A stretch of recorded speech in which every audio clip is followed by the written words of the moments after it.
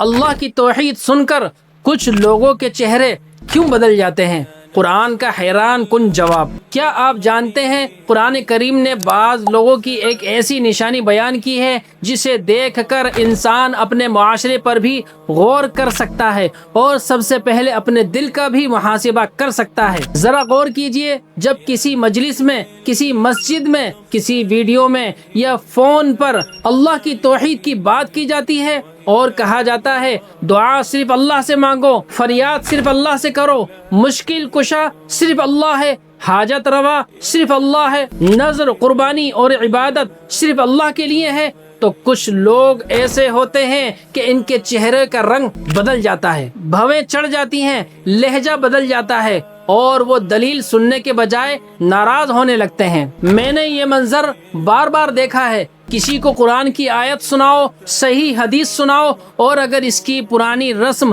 یا عقیدے کے خلاف بات ہو تو وہ دلیل پر غور کرنے کے بجائے غصہ کرنے لگتا ہے۔ میرے بھائیوں، یہ کوئی نئی بات نہیں۔ اللہ تعالیٰ نے 1400 سال پہلے اس کیفیت کو قرآن کریم میں بیان فرما دیا تھا۔ سورہ زمر آیت نمبر 45، وَإِذَا ذُكِرَ اللَّهُ وَحْدَهُ اشْتَعَمَّزَتْ قلوب الذين لا يؤمنون بالآخرة وإذا ذكر الذين من دونه إذا هم يستبشرون۔ اور جب صرف ایک اللہ کا ذکر کیا جاتا ہے تو آخرت پر ایمان نہ رکھنے والوں کے دل تنگ ہو جاتے ہیں، اور جب اللہ کے سوا دوسروں کا ذکر کیا جاتا ہے تو وہ خوش ہونے لگتے ہیں۔ اس آیت کا مطلب یہ نہیں کہ ہم ہر اس شخص پر حکم لگا دیں جو ہم سے اختلاف کرے، بلکہ سب سے پہلے ہم اپنے دل کا محاسبہ کریں۔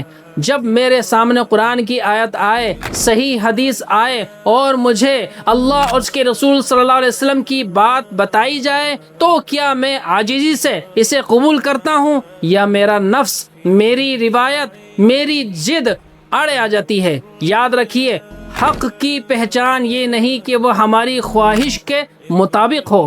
حق کی پہچان یہ ہے وہ اللہ اور اس کے رسول صلی اللہ علیہ وسلم کی دلیل سے ثابت ہو۔ ایک سچا مومن وہ ہے جو دلیل کے سامنے جھک جاتا ہے، نہ کہ دلیل کو اپنی خواہش کے سامنے جھکانے کی کوشش کرتا ہے۔ آئیے آج اپنے دلوں کا جائزہ لیتے ہیں۔ اگر قرآن سن کر ہمارا ایمان بڑھتا ہے تو اللہ کا شکر ادا کریں، اور اگر حق بات سن کر ہمارے دل میں تنگی پیدا ہوتی ہے تو اللہ سے دعا کریں اللہ تعالی ہمیں حق کو حق سمجھنے، اس پر عمل کرنے، باطل کو باطل سمجھنے اور اس سے بچنے کی توفیق عطا فرمائے۔ آمین یا رب۔